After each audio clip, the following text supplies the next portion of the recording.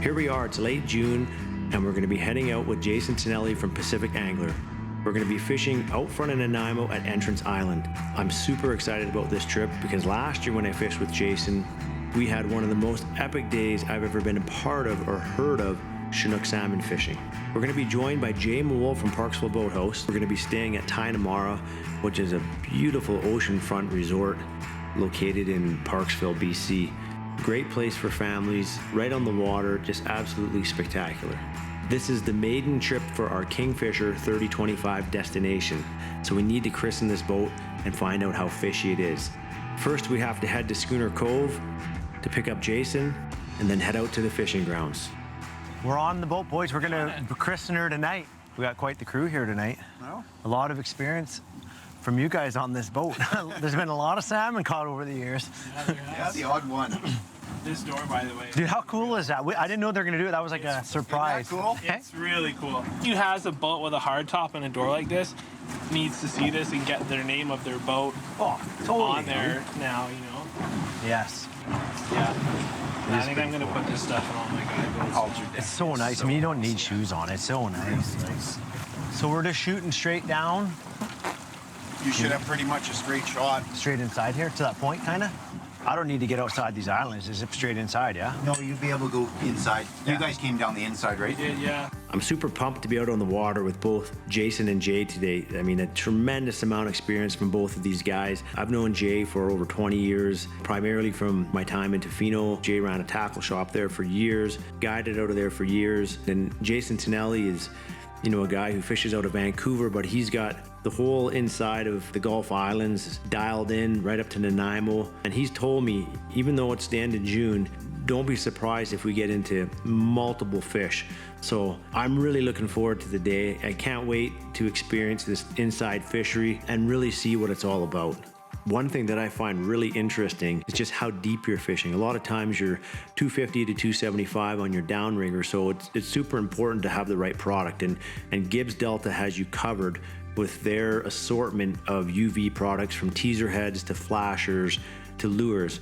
So kind of the pro tip here from Jason is make sure you charge your lures, your teaser heads, and your flashers before you send them down, either with a flashlight or just hold them up to a light on the back of your boat. And when you do send them down, it will produce that little extra glow that you need when you're fishing at that depth. I didn't mean to steal it from you.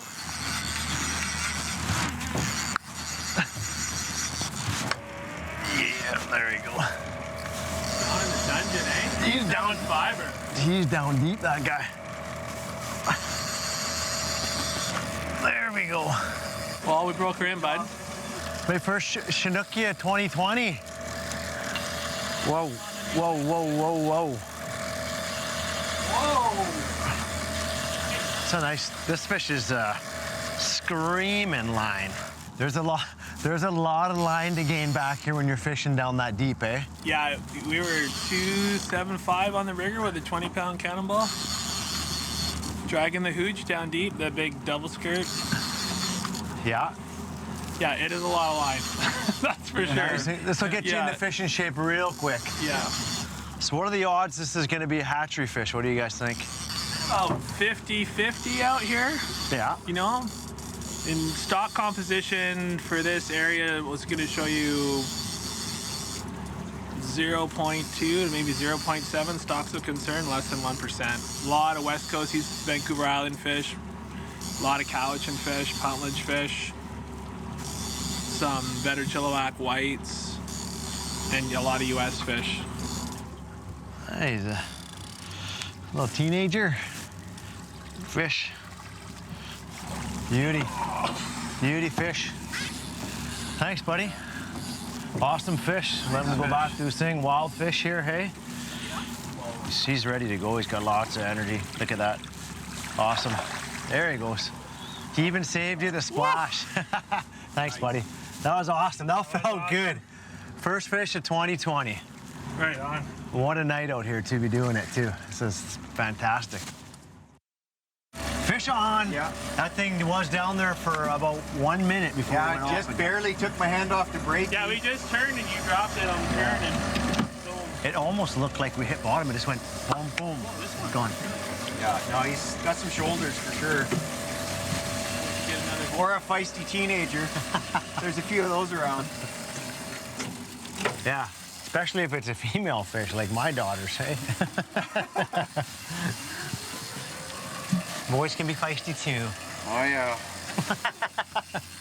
Getting down to some crinkly line, and I'm looking at he's in the backing.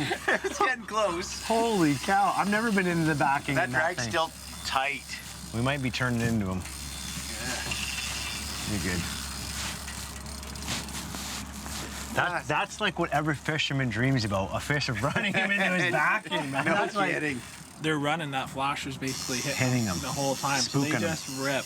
That's one thing about hoochie fishing is you get these big, long, sustained runs because they're running faster and faster trying to get away from I think something's chasing them. Which is like the whole time. So I can't get away from this guy. yeah, and if you fish a dummy flasher, so you're fishing a naked spoon or something, first thing they do is come straight up. Yeah. You just, even from 250 feet or 200 feet, you just gotta reel, and then they fight on the surface. Stay on 'em, yeah.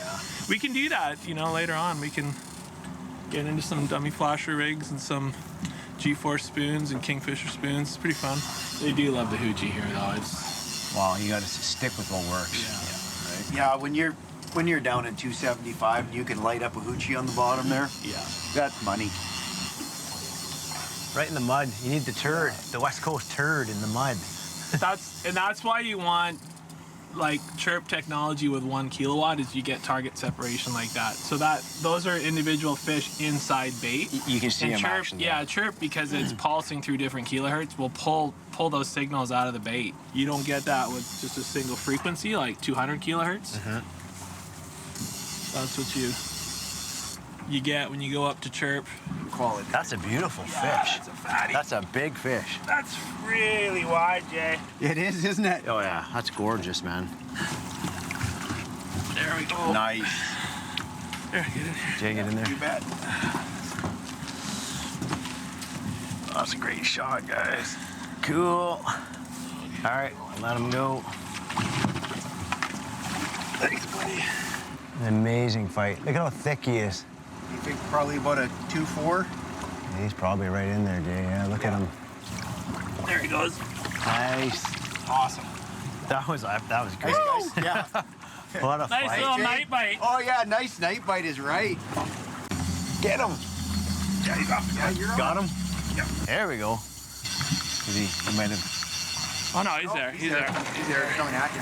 coming right at you. This is gonna be an arm burn. He's coming right at you. Oh, that's I awesome. felt him popping off the clip there. Power set.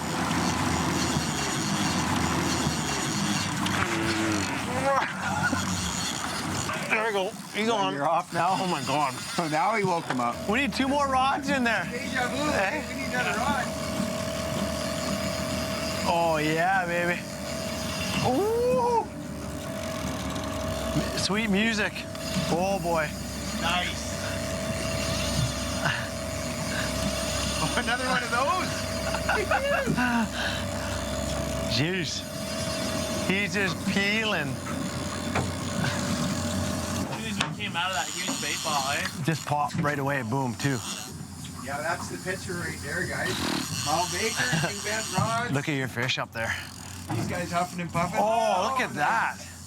That's cool. Oh, That was close. that flasher comes out. Eh? It's just like, that's the worst when you fight that in big waves. Your flasher pops out. You're like, no. Yeah, isn't he?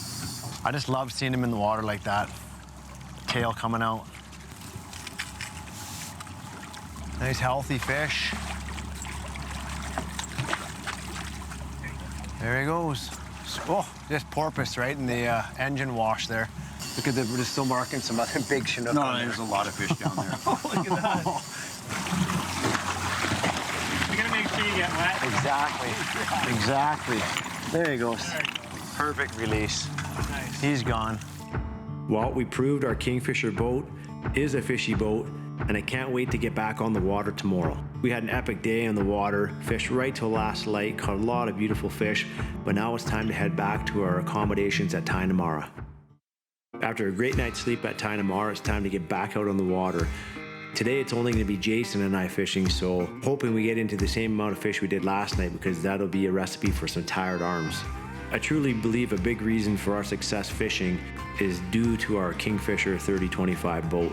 Everything from the layout of the boat to the ride of the boat, the durability of the boat, all contributes to success on the water. You know, when you have a big back deck, a big dance floor, maneuvering around, you know, the boat's agile on the water, it's comfortable when you're riding out to fishing grounds. All that stuff adds to a fun and successful day on the water. So we're just coming into the ebb. I guess it's been ebbing for about an hour. A little jumpy. A little jumpy. You are a little jumpy. They're right where we left them. They're still here. You see them down there, eh? Oh, yeah. They must have just been sleeping there last night. Well, with all that Which bait. brings the question, how do fish sleep? We got a fish on. Like he said, we got right into a bunch of bait here. Yeah, we definitely found the bait. It's your turn to feel the burn again. Just came off. Nope, he's still there. There he goes. Yeah, he's No, there. he didn't. No, he didn't. Just came towards me for a second. That's an epic run. Look at that thing. That drag is tight, too. Got a screamer here, guys. Jeez, that's awesome. A couple times now. These fish, this early season fish, just chrome bullets too, hey? Just strong, healthy. Yeah, these are all actively feeding fish, good conditioned fish. They're going to be in here for another month. We'll get fish here all the way into August. Different waves of fish pushing through, but Right. so you've seen the big haystacks of herring down there, and some squid too. Yeah, a little bit of squid in here. Yeah. But big, just massive, like football fields of herring down there. Man, this guy took a lot of line. You did have a lot of line out. He took a good run there. Yeah, a a couple good runs. Oh yeah, there's the burn starting. It's like a burn that quickly turns into a cramp. Yeah, it's like Especially the when you left haven't done it in a bicep's while. cramping up here. Yeah. Oh, nice tail on him, Yeah, eh? he's got a nice prop. Look at Oh yeah, it's nice.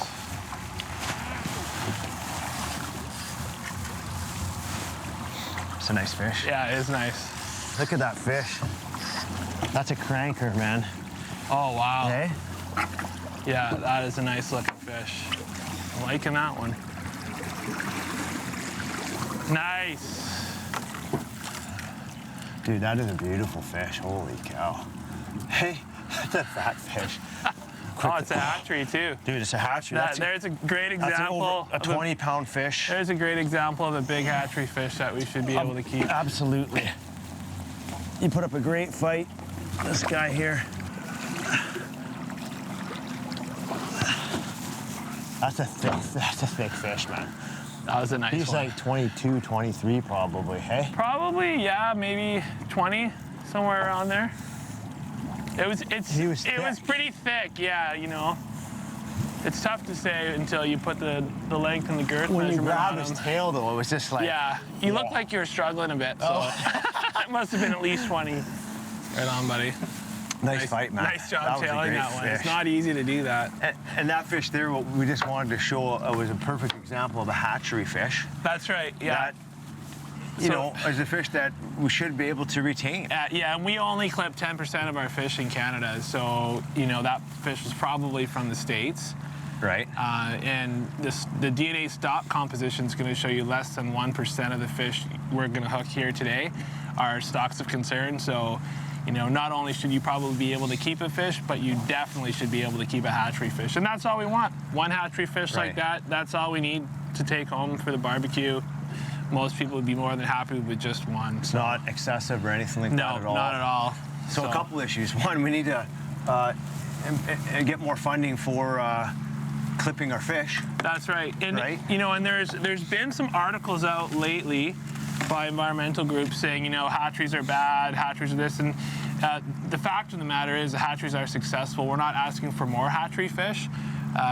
We're asking just to clip the fish that we have. They're existing. That's right. The capacity that hatcheries are... And that's called a marked selective fishery. So if we can clip all of our hatchery fish and be out here, the chances are often, you know, be about 40 to 70% of the fish that you catch would be clipped.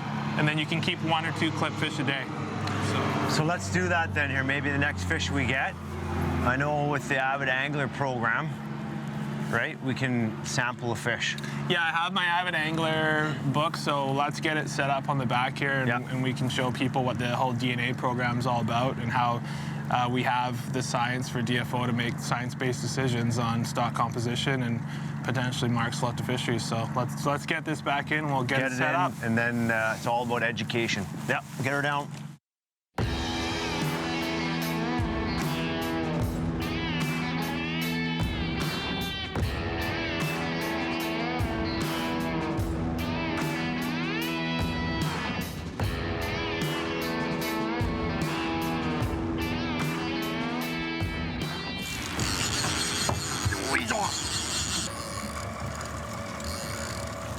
Fresh charge, fresh little scent, boom. Guys seem to be coming up pretty quick to the surface anyways. Another thing too, when the tide's running hard like that, you're gonna find you get a lot of fish only going in one direction, and it's usually with the tide. Right. You're bucking into it, you're not covering a lot of water, and your flasher's just, as soon as you turn around, you're covering more water, your gear's working at a better speed, so. Sometimes you have to pick up, run up, come back down. Do a one-way tax. Yep. Well, it just saves you time too sometimes, eh? Just stay in the zone longer. We got our background noise back, eh? The sea lions. Yeah, you can hear the sea lions. Symphony. We've pretty much had the whole show to ourselves here today. I think there's been one or maybe 2 boats. There's 2 guys bottom fishing, but that's it. For rockfish and lingcod. A couple good little pinnacles around here, but. Here we are. Want to sample that one? Yeah, why not? Let's do it. Eh? Yep. It's a bit windy, so I just gotta watch this stuff here. Just should be kind of good. kicked up for a second, eh? So I'll grab this and then. Okay.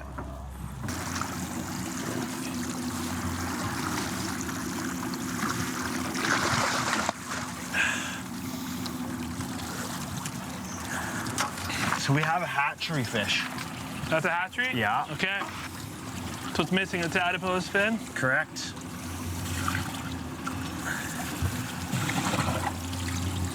30 incher? 31 inches. Nice.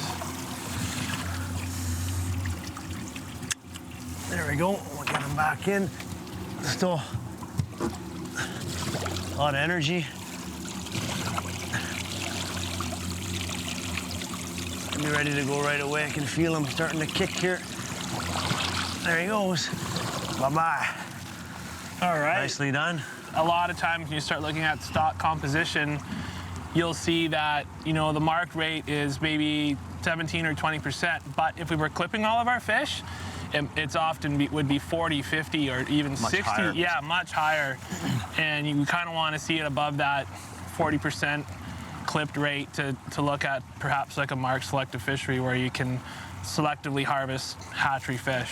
So that's why this data is important. So again, we need funding earmarked for machinery. Yeah, that can they have accommodate trailers that, that can crank out some good numbers. So then we'll take that sample here.